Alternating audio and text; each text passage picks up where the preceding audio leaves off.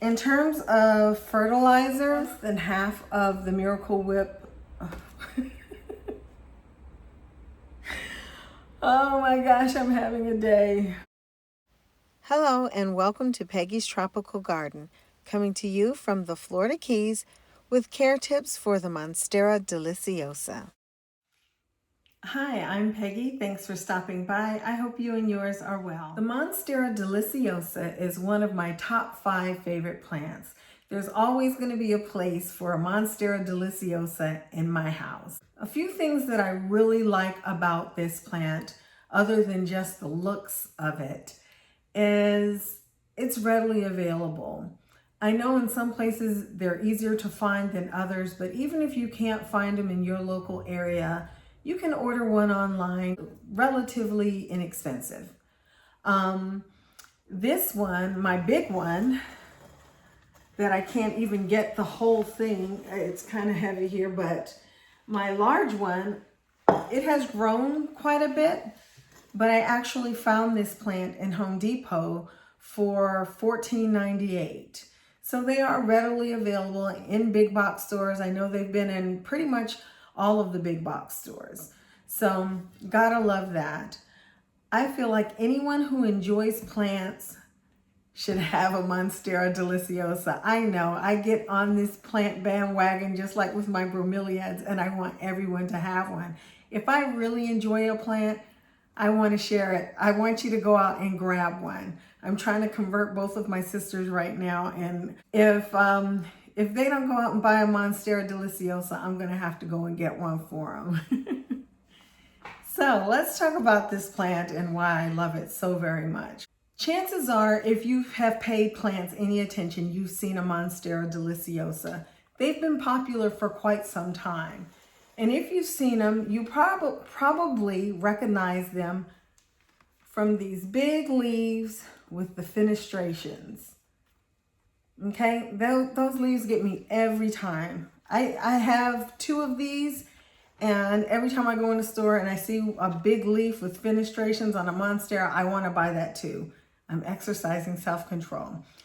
So if you see this leaf and you decide to order a Monstera Deliciosa, please do not be alarmed if you get a plant in the mail that looks like this. Now, this too is a Monstera Deliciosa, and many of you are very well aware of that, but to people that aren't as familiar with this plant, I can imagine being very alarmed when you get your plant in the mail and you're all excited and you open it up and you're looking for those fenestrations and you get these, you know, all green, beautiful heart-shaped leaves, but not quite what you were expecting. This one is a juvenile plant, and juvenile Monstera Deliciosas do not have the fenestrations or splits that you will find in a mature plant. So let it grow, and yours too will have the splits like the more mature plant. There are certain plants that I would say, if you want this plant and you really, you know, it's one of those things that you're drawn to and you really have to have, I'd say save up, go ahead and get the big one. There's plants that I definitely regret not getting the big one. This is not one of those plants. These are not expensive plants, but if you're not able to find a larger one locally for a reasonable price, I would definitely not advise spending a lot of money and ordering a large one, for the simple fact that this small one was my first Monstera Deliciosa, and I ordered it from Plantarina, and it was much smaller than this. And I've had this 7 months or so, and it's already grown like this. And it would be much larger, I'm sure, had I repotted it sooner, but I was trying to hold off since I'm moving. I didn't want to have to move a whole bunch of big pots, but it insisted that I go ahead and repot it now since I don't know when that move will take place. But this is a plant that grows so quickly that I personally wouldn't go into spending any big money for it to get a large one. They grow quickly. Check those big box stores, don't count them out. They're very common, Walmart, Lowe's, Home Depot, and you can get them for $20 or less this size. So just food for thought. So let's get into some of the care of this plant. Now, just to start off with, I think this is an extremely easy plant to take care of, doesn't have any special requirements, and I would not hesitate to recommend this plant for a beginner. As you might notice a trend with me, most of the plants that I have, I would not hesitate to recommend to a beginner because I like easy plants. I'm not someone who gets all into the fussy plants unless it's just something I decide I have to have. In terms of soil, I use the same soil mix that I would use for any of my philodendrons. It has to be very fast draining, has a lot of perlite, as well as, and this one, I'll admit, this is a hodgepodge of different plant mixes, recycled plant potting material that I have rejuvenated. I have a video on that. I'll put that above, but it has bark chips in it, some soil, lots of perlite, anything that's going to help this be a fast draining soil, but retain some water so that when it is watered, the plant can take up the nutrients, etc. Now, if I'm repotting this plant, that's usually the time when I would add my worm castings as well as my systemic. This is what I use. No, I don't get any money back from telling you about this product. It's just something I use in all of my plants for insect control. I live in a warm climate. There's never a time where it gets cold enough that it's going to kill off all the insects and things like that. So it can be a year-round problem. So using this, I find that I have very little problem with insects. This is good for aphids, whiteflies, and other insects listed. Fungus gnats, spider mites, all those things. So I usually will add this to the soil, and then every 4 to 6 weeks, I'll sprinkle some on the soil surface and then water it in. It's a systemic, meaning that the roots of the plant will take this in when they take in water, so that the systemic, the chemicals are actually, it is a chemical, so if you're not someone who uses chemical, this is not for you, but the plant will take it in through its roots, and therefore when the insects go to eat on this plant or anything, it will kill them. So you won't end up with an infestation, ideally. So I add that into my soil as well. In terms of fertilizer, you should definitely use fertilizer on these plants during the growing season, which is typically spring and summer.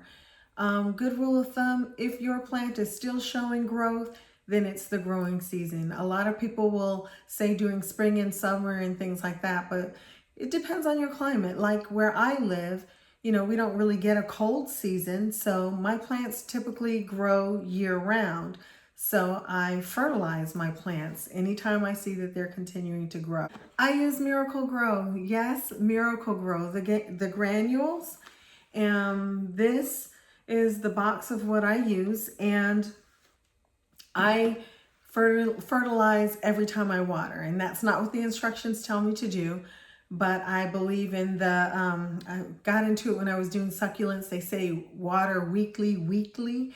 So you give a week formula of fertilizer, which I do it at 1/4 of the strength recommended on the package. I add it to my jug of water, shake it up, and just have it on hand. Anytime I'm watering my plants, I have a batch. So every time I water, there's fertilizer in it, at least a little bit, and my plants respond positively from it.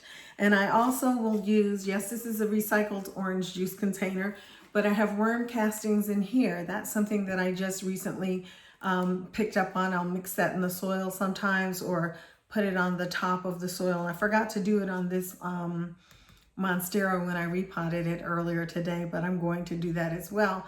And another fertilizer that I use that is organic is fish emulsion. Fish emulsion is, the plants really love it, and I do it really weak. That stuff stinks. No one told me it stinks. Everyone was saying, oh, try fish emulsion. I tried it, it stinks. So I honestly don't like using it on my indoor plants, but every now and then they might get a little bit of the stinky stuff. But anyhow, That's what I do for fertilizer. Honestly, the first year and a half that I was growing houseplants, I didn't fertilize anything at all. And my plants grew, they did well, but I can honestly say I definitely noticed a difference in the way my plants grow and look. The health, I can tell a difference in the health of my plants, and I think that it's definitely something that you should do. These plants are native to tropical rainforest, and they are climbers. So you will find them climbing the trunks of trees and like that. Now, they don't do direct sunlight, but they do like bright indirect sunlight. You definitely would not want to subject them to afternoon or evening direct sun because it would burn the leaves. Typical of plants of the tropical rainforest, they like warm temperatures. So say 65 degrees to 85 degrees Fahrenheit. They can do a little warmer, a little colder than that, but you definitely don't want them to be out exposed to freezing temperatures or anything like that, because there's a good possibility you'll lose the plant. Humidity, these are humidity loving plants. They like high humidity. But again, if you're somewhere and you don't get the best humidity, a lot of humidity, they can handle getting, a moderate level of humidity. But if you live somewhere like, say, a dry desert climate, a humidifier would be recommended in that situation. Now, a lot of people don't think they need humidifiers. I was definitely one of those people who did not feel like I needed a humidifier because I'm in a tropical climate, but my plants are indoors and we run the air conditioner year round and we keep it rather cool in the house. And I did not have a humidity gauge until recently. And I was shocked to find out that a lot of times during the day and night, my humidity level is in the low 30s. That was really shocking to me. So, look into things, do a little research. Don't assume that just because you live in a humid area that your humidity level in your house is high. I have started recently using a humidifier and can definitely say I see the difference in my plants for sure. I'm not getting browning around the edges and things like that.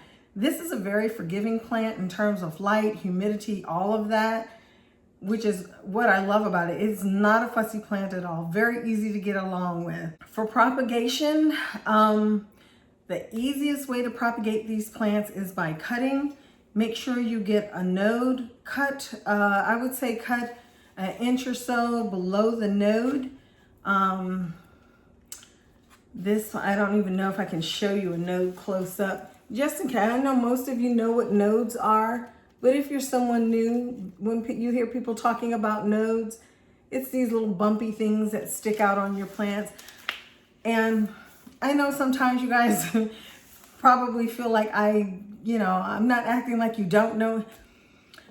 I just remember when I started in plants and people were talking about nodes and this and that, and honestly, I had no idea what people were talking about a lot of times.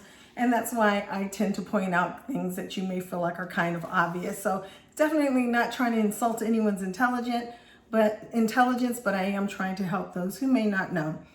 So that's about it for the Monstera Deliciosa. If you don't have one, how can you resist? I mean, these things get really big. If you're going to have one, make sure you have enough space to grow a mature one. If not, plan on taking cuttings, share them with a friend or whatever. But I think this is a highly rewarding plant.